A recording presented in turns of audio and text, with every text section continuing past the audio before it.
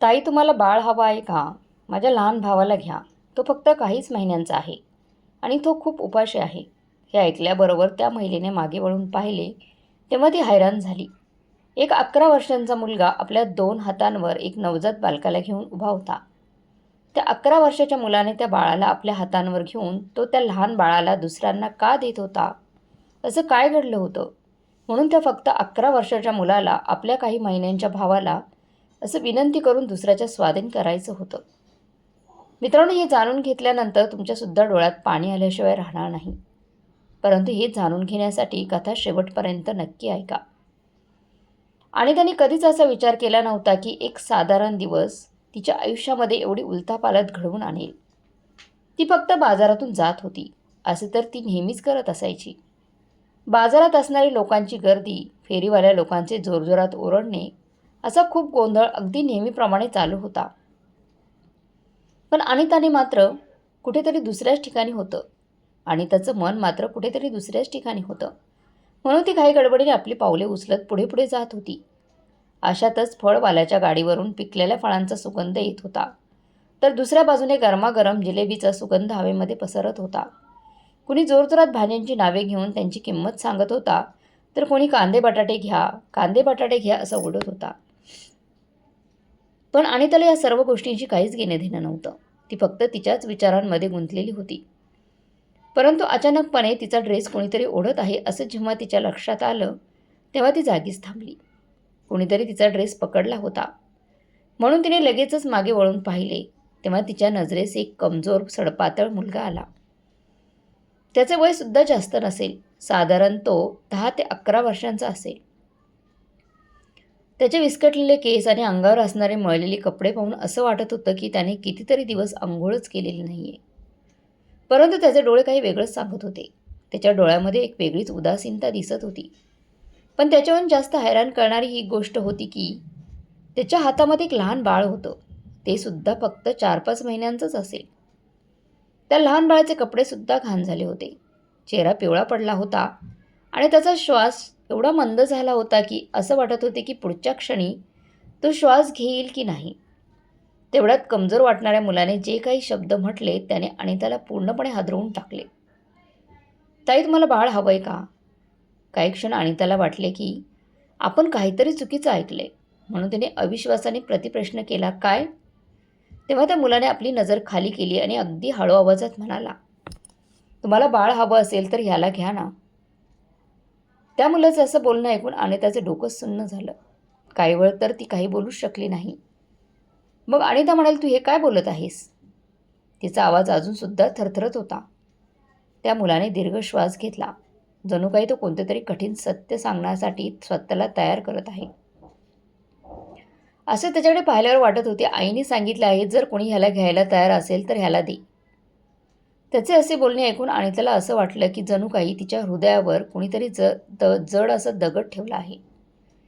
तिची नजर आता त्या मुलाच्या चेहऱ्यावरून बाजूला होऊन इकडे तिकडे फिरू लागली. जणू काही ते कोणते तरी उत्तर शोधत आहे. उत्तर म्हणजे काय, तर त्या मुलाची आई. ती त्या मुलाच्या आईचा शोध घेऊ लागली. तेवढ्या तिने त्या मुलाच्या आईला पाहिलं. रस्त्याच्या बाजूला फाटलेले कपडे घातलेली एक महिला बसली होती. तिचे शरीर एका बाजूला झुकलेले होते आणि तिच्या हातामध्ये मद्याची बाटली होती. तिचे डोळे उघडे होते, परंतु त्यात जीवच नसल्यासारखं वाटत होतं. ती समोर शून्यामध्ये पाहत होती, जसं काही तिला या जगाशी काहीच देणं घेणं नाही. हे पाहून अनिताला खूप वाईट वाटले. तिने पुन्हा एकदा त्या मुलाकडे पाहिले आणि म्हणाली, तुझं नाव काय आहे रे बाळा? कबीर. त्या मुलाने उत्तर दिलं आणि हा रोहन. कबीर अगदी हळू आवाजात म्हणाला. आणि त्या लहान बाळाला त्याने अजून थोडे घट्ट पकडले, जसं काही ते लहान बाळ त्याच्या हातून सुटू नये.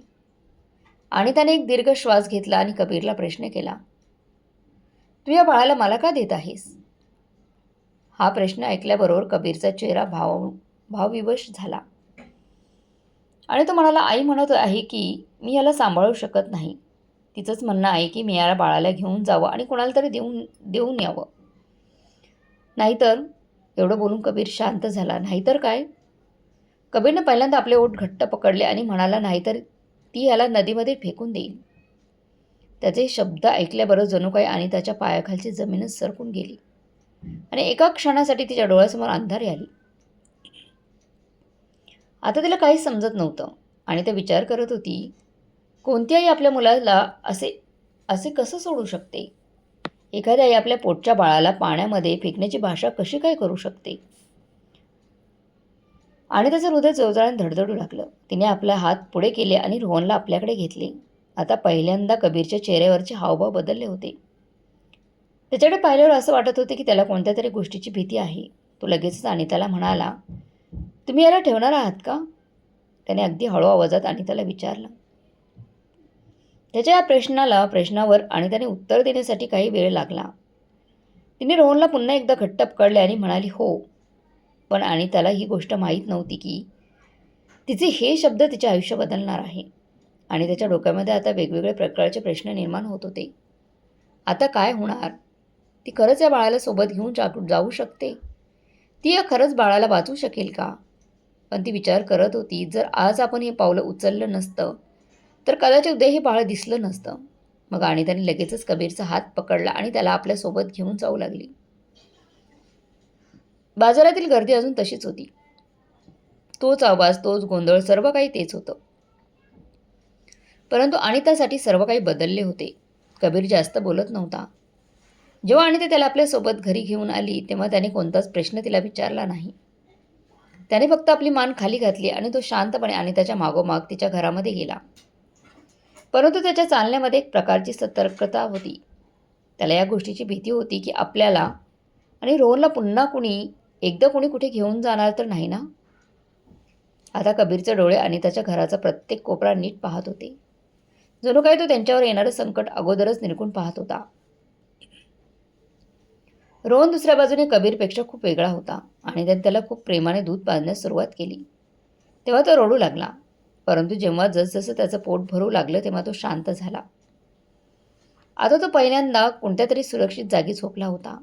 त्यामुळे त्याचे डोळे एकसारखे चालत होते. त्याच्या डोळ्यामध्ये सुद्धा आता शांतता दिसत होती. तो आता आणि त्याच्या हातांवर अशा प्रकारे झोपला होता की जणू काही त्याच्यावरच पहिल्यांदाच कुणीतरी एवढं प्रेम केलं आहे. परंतु अनिताच्या मनाला अजूनही शांती मिळाली नव्हती. असे काही होतं, कोणतं तरी सावली, कोणती तरी अनोळखी भीती जी तिच्या मनाच्या कोपऱ्यात बसली होती. हे सगळं एवढं सोपं नसणार होतं. कबीर एका बाजूला भिंतीला टेकून बसला होता. तेव्हा अनिताने कबीरला विचारलं की तुला झोप येत नाही का? नाही, असे कबीर हळूच म्हणाला. तेव्हा अनिता म्हणाली, ते घाबरण्यासारखी कोणतीच गोष्ट नाही. तू आणि रोहन आता सुरक्षित आहात. अनिताने एकदम शांत स्वरात कबीरला समजवण्याचा प्रयत्न केला. त्यावर कबीरने कोणत्याही प्रकारची प्रतिक्रिया दिली नाही. तो तिथेच बसून राहिला. त्याची नजर मात्र दरवाजावर होती, जसं काही तो कोणाची तरी वाट पाहत होता. तेव्हा अनिता म्हणाली, कबीर तू झोपू शकतोस. तेव्हा कबीर लगेचच म्हणाला, जर मी झोपलो आणि ती आली तर? त्याच्या प्रश्नाने अनिताच्या मनात एक वेगळ्याच प्रकारची हालचाल निर्माण झाली आणि ती म्हणाली, कोण? कबीरने हळूच मान वर केली तर त्याच्या डोळ्यामध्ये हलकी चमक होती. भीती आणि विश्वास या दोघांचे संमिश्र मिश्रण त्याच्या डोळ्यामध्ये आले. तो म्हणाला, आई. अनिता आता काही बोलणारच होती तेवढ्यात अचानक दरवाजावर जोरजोरात ठकठक होऊ लागली. तो आवाज एवढा मोठा होता की पूर्ण घरामध्ये तो आवाज घुमू लागला. कबीर लगेच उठून उभा राहिला. त्याच्या दोन्ही हातांच्या आपोआप मुठी तयार झाल्या आणि त्याच्या चेहऱ्यावरचा रंगच उडाला. ती आली, असं तो घाबरतच म्हणाला. त्याच्या बोलण्यात एक भीती होती जी अनिताने या अगोदर कधीच पाहिली नव्हती. त्यामुळे अनिताचे हृदय एका क्षणासाठी थांबलं. तिने लगेचच रोहनला गादीवर झोपवलं आणि दरवाजाकडे गेली. तिच्या मनामध्ये सुद्धा एक विचित्र प्रकारची भीती होती. तिने दीर्घ श्वास घेतला आणि दरवाजा उघडला. बाहेर पार्वती उभी होती. तिचे डोळे लाल झाले होते. चेहऱ्यावर राग आणि नशा या दोघांचे मिश्रण स्पष्टपणे दिसत होते. ती अडखळत चालत होती, परंतु तिच्या डोळ्यामध्ये कोणत्याच प्रकारचा संकोच नव्हता. पार्वती अनिताला पाहताच म्हणाली, तुला काय वाटते? तू माझ्या मुलांना माझ्यापासून हिरावून घेशील? तिचा आवाज मोठा आणि कर्कश असा होता. तिचे एवढे बोलणं ऐकून सुद्धा अनिता मागे न हटता दरवाजात उभी राहिली. अगं, तू तर तुझ्या मुलांना बाजारात सोडून देत होतीस. तुला माहीत आहे का त्यांच्याबरोबर काय घडू शकलं असतं? पार्वतीने आपले डोळे लहान केले. आता तिचा श्वास वाढला होता. पार्वती लगेच म्हणाली, मला माहीत आहे. मग हळूच एक पाऊल पुढे आली आणि म्हणाली, मला फक्त पैसे हवे आहेत. तू मला पैसे दे, मग मी त्यांना सोडून देईन. तिचे असे बोलणे ऐकल्यावर अनिताला मात्र खूप राग आला आणि ती रागातच पार्वतीला म्हणाली, तुला पैसे हवे आहेत? परंतु आता मात्र पार्वतीने काहीच उत्तर दिलं नाही. कबीर रूममध्ये दरवाजाच्या बाजूला उभा होता. भीतीपोटी त्याने आपल्याच हाताने आपला शर्ट घट्ट पकडून ठेवला होता आणि त्याने आपला श्वास रोखला आणि आतमध्ये जाऊन आपल्या तिजोरीमधून काही नोटा काढल्या. काही नोटा घेतल्या आणि त्याला माहीत होते की आपण जे काही करत आहोत ते योग्य नाहीये. परंतु त्या मुलांना वाचवण्यासाठी तिच्याकडे हा एक मात्र मार्ग उभा होता. तिने हळूच ते पैसे पार्वतीसमोर केले आणि आता इथून निघून जा, असं अनिता रागातच म्हणाली. पार्वतीने लगेचच अनिताच्या हातातून पैसे घेतले तेव्हा तिच्या चेहऱ्यावर एक वेगळ्याच प्रकारची चमक आली आणि ओठावर हलकेसे हसू आले. मग ती म्हणाली, हे अजून संपलेलं नाही. एवढं बोलून ती मागे फिरली आणि तिथून अंधारामध्ये गायब होऊन गेली. अनिताने लगेचच दरवाजा बंद केला आणि सुटकेचा निश्वास टाकला. जेव्हा अनिताने मागे वळून पाहिलं तेव्हा कबीर तिच्याकडे पाहत होता. तुम्ही आम्हाला खरेदी केले आहे. त्याच्या आवाजामध्ये आता एक वेगळ्या प्रकारचा कडूपणा होता, जो या अगोदर अनिताने कधीच पाहिला नव्हता. त्यामुळे त्याचे ते शब्द अनिताच्या हृदयाला एखाद्या बाणासारखे लागले. नाही कबीर, मी तुम्हाला खरेदी केलं नाही. मी तुम्हाला वाचवलं आहे. तिचा आवाज हळू परंतु दृढ होता. अनिताचे असे बोलणे ऐकल्याबरोबर कबीरने आपली मान खाली झुकवली. मग काही वेळानंतर त्याने मान वर केली. तेव्हा पहिल्यांदाच अनिताच्या त्याच्या चेहऱ्यावर एक हलकीशी चमक पाहिली. कदाचित ती चमक विश्वासाची होती, परंतु अजूनपर्यंत पूर्णपणे विश्वास ठेवू शकत नव्हता. परंतु पहिल्यांदा त्याच्या आतमध्ये एक प्रकारची विश्वासार्हता निर्माण झाली होती. त्यामुळे अनिताला आता असे वाटू लागले होते की आता सर्व काही ठीक होईल. ती विचार करत होती की तिने कबीर आणि रोहनला वाचवले आहे, परंतु हकीकत यापेक्षा कितीतरी पट वेगळी होती. रात्री तिने रोहनला आपल्या छोट्याशा अंथरुणावर झोपवले होते, तर कबीर नेहमीप्रमाणे एका कोपऱ्यात झोपला होता. परंतु कमीत कमी तो पोटभर जेवला तरी होता. ही अनितासाठी खूप मोठी गोष्ट होती आणि त्याने सुटकेचा निश्वास टाकला होता. का तर तिला असे वाटत होते की आता परिस्थिती सुधारेल, पण सकाळी सर्व काही बदलले होते. तिची झोप अचानकपणे उडाली. कोणत्या तरी अनोळख्या भीतीने तिला उठवलं. ती अंथरुणावरून उठली आणि सरळ मुलांच्या रूमकडे गेली. दरवाजा थोडा उघडा होता. जसं काही कोणीतरी घाई गडबडीमध्ये तो दरवाजा बंद करण्याचा प्रयत्न केला होता. आता अनिताच्या मनामध्ये खूप भीती निर्माण झाली होती. तिने रूममध्ये डोकावल्याबरोबर मोठ्याने कबीर असा आवाज दिला, परंतु तिला कोणत्याही प्रकारचे उत्तर मिळाले नाही. तेव्हा तिचे हृदय जोरजोरात धडधडू लागले. तिने अंथरुणाकडे पाहिले, परंतु अंथरुणावर कुणीच नव्हतं. अंथरुण पूर्णपणे अस्तव्यस्त पडले होते. चादर एका बाजूला पडली होती. मग अनिताची नजर रोहनच्या पाळण्याकडे गेली, तर पाळणासुद्धा रिकामा होता. नाही. तिच्या तोंडामधून घाबरतच हे शब्द बाहेर पडले. तिने घाबरलेल्या अवस्थेत पूर्ण रूम पाहिली. त्यांचे कपडेसुद्धा तिथेच होते. कबीरची तुटलेली चप्पलसुद्धा तिथेच होती. परंतु दोन्ही मुले गायब होती. तेव्हा अनिताच्या पायाखालची जमीनच सरकून गेली. कबीर, रोहन, ती जोरजोरात ओरडू लागली आणि पूर्ण घरामध्ये त्यांचा शोध घेऊ लागली. बाथरूम, किचन, प्रत्येक ठिकाणी ती त्यांचा शोध घेऊ लागली, पण कुठेच कुणी नव्हतं. तेवढ्यातच अनिताची नजर दरवाजावर गेली. तो थोडा उघडलेला होता. दरवाजा थोडा उघडा असलेला पाहिल्याबरोबर तिचे हृदय जोरजोराने धडकू लागले. नाही. ती धावतच दरवाजाजवळ पोहोचली आणि बाहेर पाहिले. मग धावतच पायऱ्या उतरून गेटकडे गेली. बिल्डिंगच्या बाहेर गेटजवळ एक वयोवृद्ध माणूस उभा होता. त्याचे नाव मदनराव होते. त्याच्या सफेद मिशा आणि सुरकुत्या पडलेला चेहरा नेहमीच शांत असायचा. परंतु ह्यावेळेला मात्र तो थोडासा गोंधळलेला अवस्थेत दिसत होता. काका अनिताने दम टाकताच त्यांना आवाज दिला आणि पटकन त्यांच्या जवळ गेली आणि म्हणाली, तुम्ही कबीर आणि रोहनला पाहिलं आहे का? तेवढ्यातच मदनराव म्हणाले, पाहिलं ना, आत्ताच पाहिले. त्यांची आई आली होती. आणि त्याच्या कानामध्ये हे शब्द गरम तेलासारखे घुसले. काय? तिच्या आवाजात भीती स्पष्टपणे दिसत होती. कधी? कसे? मदनरावाने डोके खाजवले आणि म्हणाले, काही वेळापूर्वीच ती आली, जबरदस्ती आतमध्ये घुसली आणि म्हणू लागली की ही माझी मुले आहेत. मी त्याला थांबवले होते, परंतु तिने आरडाओरडा करायला सुरुवात केली. ती म्हणाली की मी ह्या मुलांची खरी आई आहे, त्यामुळे मला कोणीही थांबवू शकत नाही. मदनरावांचं असं बोलणं ऐकल्यानंतर अनिताचे हात सुन्न पडले. तिचं मन पूर्णपणे उदास झालं. नाही, असे ती पुटपुटली. तिने लगेचच थरथरत्या हाताने आपल्या पर्समधून मोबाईल बाहेर काढला आणि थरथरत्या हातानेच एक नंबर डायल केला. तो फोन नगरसेवकाच्या ऑफिसमध्ये गेला. जसं समोरून फोन उचलला गेला आणि त्या लगेचच म्हणाली, पार्वती माझ्या मुलांना उचलून घेऊन गेली आहे. तुम्हाला काहीतरी करावं लागेल. समोरून अगदी शांततेत आवाज आला, मॅडम जर ती त्या मुलांची सख्खी आई आहे, तिच्याकडे तो अधिकार आहे, तर आपण लगेचच आत्ता काहीच करू शकत नाही. हे वाक्य ऐकल्याबरोबर अनिताचा श्वास थांबला. काय?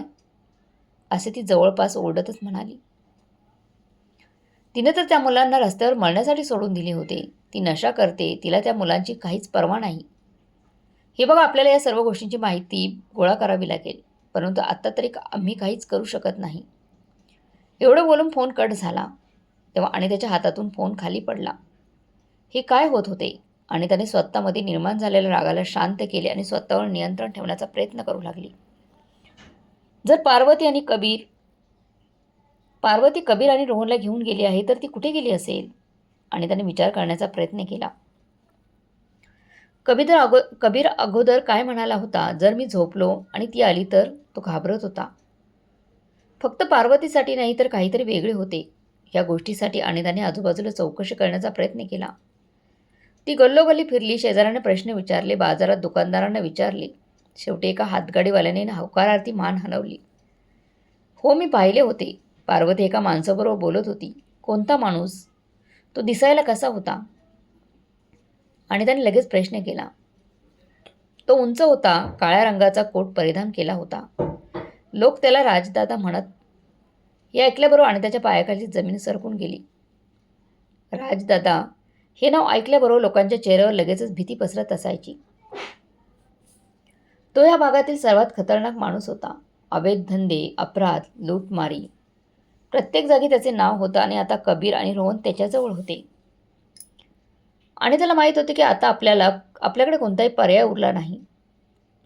पण तिला कोणत्याही परिस्थितीमध्ये त्या दोन्ही मुलांना परत आणायचे होते, वाचवायचे होते. म्हणून तिने न्यायालयाचे दार ठोठावले. आता न्यायालयामध्ये कबीर आणि अनिता मधोमध उभे होते. तिथे प्रत्येकजण त्यांच्याकडे पाहत होता. तिथे पूर्णपणे शांतता पसरलेली होती. पण अनिताला तिचा श्वास थांबल्यासारखा वाटत होता. जज साहेब त्यांच्या स्थानावर स्थानपन्न झाले. त्यांच्यासमोर काही कागद ठेवण्यात आले होते, पण त्यांची नजर फक्त कबीरवर होती. आणि त्याच्याबरोबर समोर पार्वती बसली होती. तिचे डोळे लाल होते, ओठ सुकलेले होते, परंतु चेहऱ्यावर तीच घमेंड आणि कठोरता होती जी नेहमी तिच्या चेहऱ्यावर असायची. वकील साहेबांच्या चेहऱ्यावर वेगळ्याच प्रकारचे हास्य होते, जणू काही ती हे केस जिंकले आहेत. वकील साहेब आपल्या खुर्चीवरून उठले आणि कबीरकडे पाहतच म्हणाले, कबीर, तू आपल्या आईवर प्रेम करतोस, बरोबर ना? आता सर्वत्र शांतता पसरली होती. प्रत्येकाची नजर आता कबीरवर होती. कबीरच्या डोळ्यामध्ये थोडी भीती होती. त्याने वकील साहेबांना कोणत्याही प्रकारचे उत्तर दिलं नाही. त्या वकील साहेबांनी हलकेसे स्मित हास्य केले आणि पुन्हा प्रश्न केला, बाळा, तू तुझ्या आईची आठवण काढतोस? कबीरने दीर्घ श्वास घेतला आणि पहिल्यांदाच आपली नजर वकील साहेबांच्या नजरेत मिळवली. आता त्याचा आवाज अगदी शांत पण मजबूत होता. मी त्या आईची आठवण काढतो जी मला आवडते आणि हवी आहे, जिने मला आई नक्की कशी दिसते हे तिच्या कृतीतून दाखवून दिले आहे. आई ह्या दोन शब्दांचा अर्थ जिने मला समजावून सांगितला, जिने मला जन्म दिला नसेल पण खऱ्या अर्थाने आई पण दिलं. त्या अनिता आईची मी आठवण काढतो, पण जिच्या उदरातून मी जन्म घेतला आहे त्या आईची मी कधीच आठवण काढत नाही. उलट मला त्या आईची भीती वाटते. कबीरचे असं उत्तर ऐकल्याबरोबर पूर्ण कोर्ट शांत झाले. पार्वतीच्या चेहऱ्यावरचे रंगच उडून गेले. जज साहेब काही वेळ शांतच होते. ते काहीच बोलले नाहीत. मग त्यांनी त्यांच्यासमोर ठेवलेल्या कागदांकडे नीट पाहिलं आणि त्यातील एक एक कागद उलटवू लागले. न्यायालयामध्ये जमलेले सर्व लोक जज साहेब बोलण्याची वाट पाहत होते आणि त्याचे हात थंड पडले होते. तिचा श्वास जणू काही रोखला गेला होता. शेवटी जज साहेबांनी आपली मान वर केली आणि त्यांचा आवाज सर्वत्र घुमू लागला. शेवटचा आणि निर्णायक निकाल हे न्यायालय देत आहे. दोन्ही मुले लहान आहेत. त्यातील कबीरला थोडीफार जाण आहे. त्याच्या मनाचा विचार करून हे न्यायालय असा निर्णय देत आहे की कबीर आणि रोहनचा अधिकार अनिता शर्मांकडे दिला जात आहे. काही क्षण कोणालाच काही समजले नाही की नक्की काय झालं आहे. कबीरने आपली मान खाली घातली. त्याला असे वाटत होते की आपण काहीतरी चुकीचं ऐकलं आहे. शेवटी त्याने मान वर करून एकदा अनिताकडे पाहिलं. आणि प्रश्न केला, याचा अर्थ आम्ही तुमच्याकडे राहू शकतो का? त्याच्या आवाजामध्ये आशेचा किरण दिसत होता, जो आत्तापर्यंत त्याने स्वतःमध्ये दाबून ठेवला होता. आणि त्याच्या डोळ्यातून आता अश्रू बाहेर पडले. तिने स्मित हास्य केले आणि होकारार्थी मान हलवली. हो कबीर, याचा अर्थ असा आहे की तू आजपासून कायमचा माझ्यासोबतच राहशील. काही क्षण कबीर काहीच म्हणाला नाही. मग अचानकपणे तो पुढे आला आणि त्याला घट्ट मिठी मारली. चला घरी जाऊया आई. कबीरचे हे शब्द ऐकल्याबरोबर आणि त्याने आपले डोळे बंद केले आणि कबीरला अजून घट्ट मिठी मारली. आता कबीर आणि रोहन तिथेच होते जिथे ते असायला पाहिजे होते. तर मित्रांनो, एकट्या अनिताने न्यायालयात जाऊन त्या मुलांवर मिळालेला अधिकार योग्य होता का? त्याची आई व्यसनाधीन झालेली होती, मुलांची काळजी घेत नव्हती, परंतु अनिताने त्यांना मुलासारखं प्रेम दिलं. तिने केलं ते योग्य केलं का? कमेंट बॉक्समध्ये नक्की कळवा. आणि जर ही कथा तुम्हाला मनापासून आवडली असेल तर कथेला लाईक करा आणि अशाच नवनवीन कथा ऐकण्यासाठी तुम्ही अजूनही आपल्या चॅनलला सबस्क्राईब केले नसेल तर सबस्क्राईब करायला विसरू नका.